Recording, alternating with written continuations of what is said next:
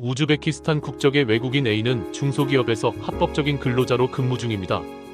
A는 어머니와 자녀도 한국에서 함께 산지 7개월이 되었고 국민건강보험에도 가입되어 있습니다.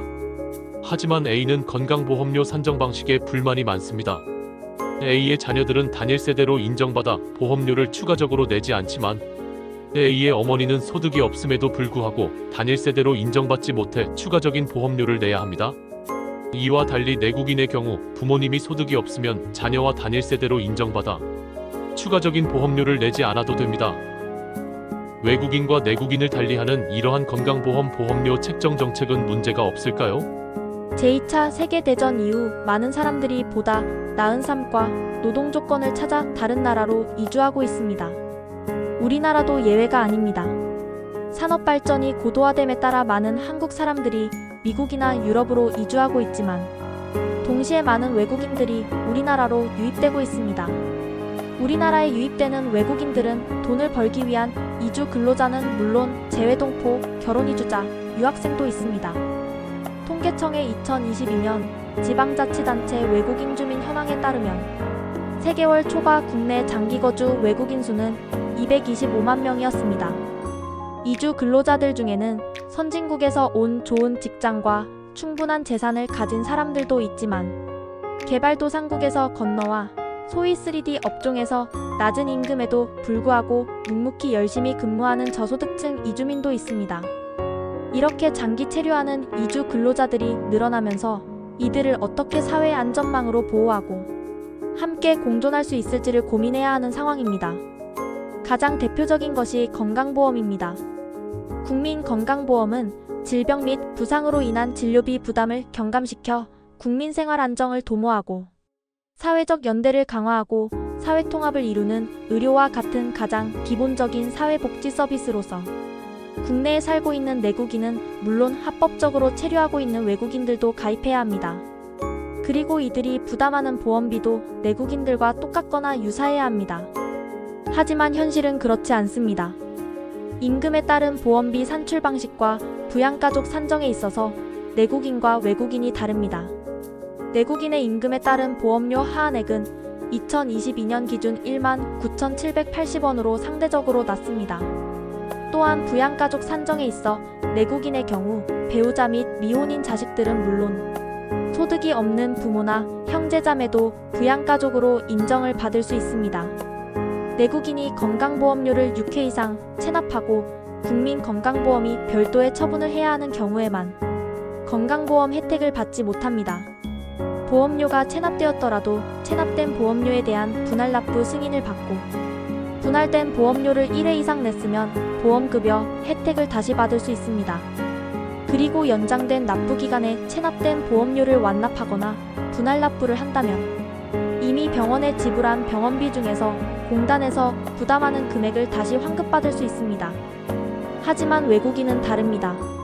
외국인은 실제 소득이나 재산과 상관없이 전년도 외국인 가입자 전체 보험료 평균을 고려한 금액으로 부과되는데 2023년 기준 14만 3,840원입니다.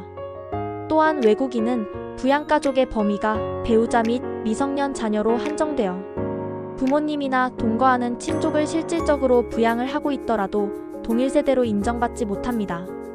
즉, 부모님이나 동거하는 친족이 소득이 없다고 하더라도 추가적인 보험료를 내야 합니다. 따라서 외국인이 한국에서 부모를 부양하고 있다면 건강보험료가 부모가 1명인 경우 2배, 부모가 2명인 경우 3배로 오르게 됩니다. 또한 보험료를 1회만 체납하면 국민건강보험에 통지가 없어도 다음 달부터 건강보험 혜택을 받을 수 없습니다. 보험료를 체납하여 발생한 급여 제한 기간 동안 본인이 전액 부담한 진료비가 있을 경우 나중에 체납된 보험료를 완납하더라도 이미 지불한 진료비 중에서 공단에서 부담하는 금액을 환급받을 수 없습니다. 그렇다면 건강보험에서 외국인과 내국인의 보험료 산정 방식에 차이를 두는 것은 문제가 없을까요? 보험료 산정 방식에 차이를 두는 것이 합리적이라고 주장하는 사람들은 외국인들의 경우 실제 자신들의 나라에 얼마나 재산이 있는지 알 수 없고 건강보험료를 체납하더라도 본국으로 돌아간다면 이를 징수하기 어렵지만 내국인들은 재산을 파악하기 쉽고 건강보험료를 체납하더라도 쉽게 징수할 수 있기 때문에 보험료 산정 방식이 합리적이라고 주장합니다. 하지만 이러한 산정 방식에 반대하는 사람들은 실제 소득이나 재산에 상관없이 전년도 외국인 가입자 전체 보험료 평균을 고려한 금액으로 보험료를 산정하는 방식은 상당수의 외국인 근로자들이 개발도상국에서 건너와 소위 3D 업종에서 낮은 임금으로 근무하는 상황을 고려한다면 문제가 있다는 것입니다.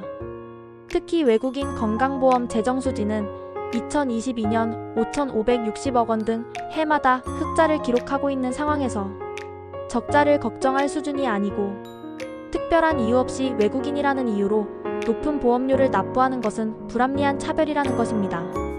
다른 나라들을 보더라도 외국인이라는 이유로 내국인과 보험료 기준이 9배 이상 나는 경우는 매우 드물다는 것입니다. 또한 제도를 악용하는 사례는 국적을 불문하고 발생하는데 외국인이라고 위험도가 높다고 판단하는 것은 차별이라는 것입니다.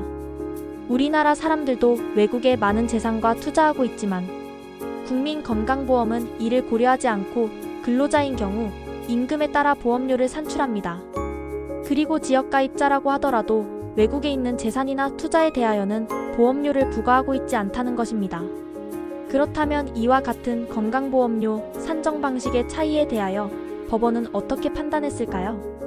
헌법재판소는 외국인은 정확한 가족관계 파악이 어렵기 때문에 일반적인 부양가족의 범위를 부모와 미혼자녀만으로 제한한 것은 합리적 이유가 있는 차별이고 외국인은 국내에만 재산이 있는 것도 아니기 때문에 체납보험료에 대한 징수 절차가 실효성을 거두기 어렵고 외국인은 본국으로 출국함으로써 보험료 납부 의무를 쉽게 회피할 가능성이 있어 급여제 한 조항을 외국인에 대하여 보다 엄격하게 규정하는 것은 합리적 이유가 있다고 판단하였습니다. 다만 보험료 체납에도 불구하고 보험급여를 실시할 수 있는 예외를 전혀 인정하지 않는 것은 현 합리적 범위를 벗어나 불합리한 차별에 해당하고 평등권을 침해한다고 판단하였습니다. 현재의 내국인과 외국인에 대한 보험료 산정 방식의 차이에 대하여 당신은 어떻게 생각하시나요? 생각이나 의견을 댓글로 남겨주세요.